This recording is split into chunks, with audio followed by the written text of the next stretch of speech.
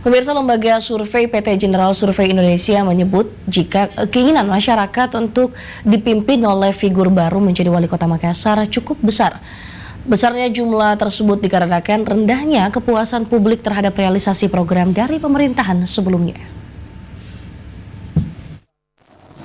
Ini supaya ekonomi kreatif tumbuh.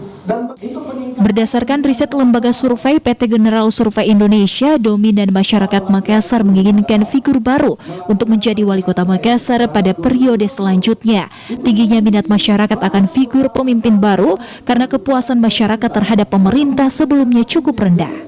Direktur Eksekutif PT GSI Herman Lilo menyebutkan data jumlah publik yang menginginkan figur wali kota baru sebesar 68,83%. Sementara yang menginginkan figur lama untuk kembali menjadi wali kota sebesar 18,72% responden. Sementara sisanya sebesar 12,45% responden tidak menjawab.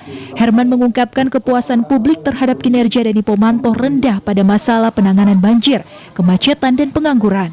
Sebanyak 33,36% masyarakat yang puas terhadap penanganan banjir, sementara 52,75% tidak puas.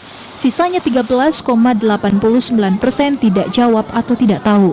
Hasil survei kami itu memang masyarakat secara atau publik Makassar itu menyimpulkan bahwa mereka memang butuh figur baru di dalam kepemimpinan Kota Makassar ke depan. Yang kami survei itu yang membutuhkan mengatakan setuju untuk figur baru itu ada sekitar 68,83%. Jadi mereka 68,83%. Dan mereka yang masih ingin start atau masih ingin figur lama tinggal 18,72%.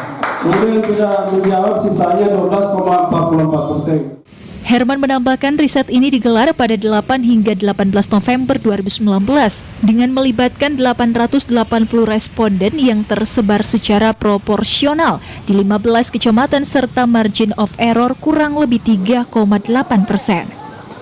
Yahya Aditya, Slebes TV.